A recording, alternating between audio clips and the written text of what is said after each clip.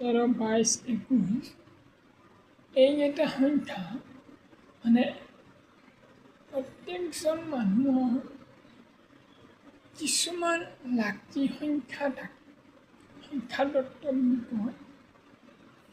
তাতে যেনে 4, 13, 22, 21টো মাহৰ ভিতৰত কৰ্মৰ ক্ষেত্ৰত ভাল মানে সাফল্যতা লাভ কৰে।